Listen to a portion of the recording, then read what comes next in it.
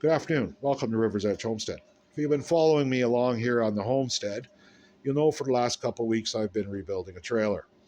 Now, the trailer I started with was built in 1977, and it started its life as a tent trailer. I bought that trailer in 1995. In 2002, 2003-ish, I retired it as a tent trailer because the canvas had all ripped and it was getting pretty rotten.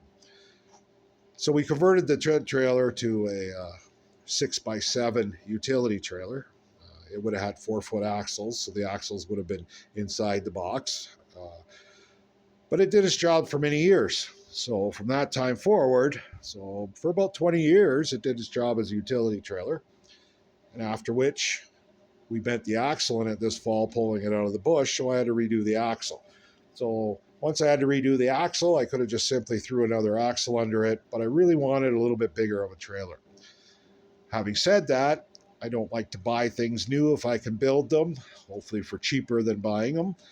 So in this case, I chose to buy a wider axle. So I went from a 48-inch axle to a 84-inch axle. So now the tires are on the outside of the frame. I wanted to extend the trailer to make it 10 feet long, so I had to buy some 4x2 channel that I had welded along the side to make it 10 feet, okay, on both sides. I moved the springs back. I had to buy another piece of channel to do the back piece, and we welded that in. But all the other metal is actually from the original trailer. And that's kind of a key point that I wanted to bring through in this video. Was this the metal I used is from 1977. That's a pretty old trailer. I live in the salt belt, so all winter the roads are white with salt. As we all know, salt and metal do not get along, and it will corrode the crap out of your metal. But there's ways to make your trailers, your investment in your trailer, last longer. And in cases in the pudding here, where I'm still using a trailer built in 1977. So how did I do that? How did we keep this trailer usable?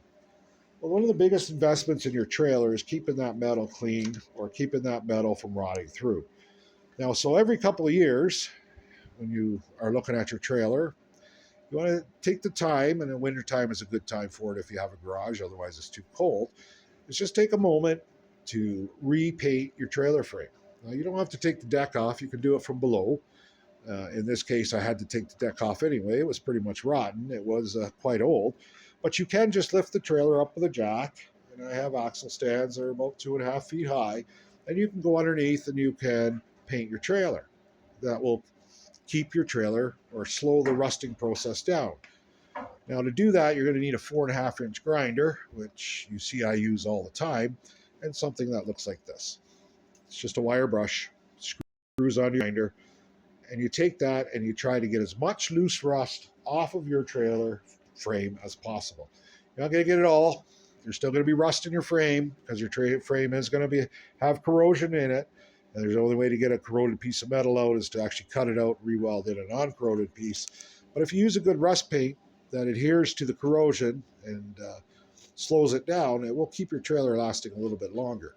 So after I had welded all the new pieces on this frame, I took a wire brush to it and I went through it and I cleaned off the corrosion.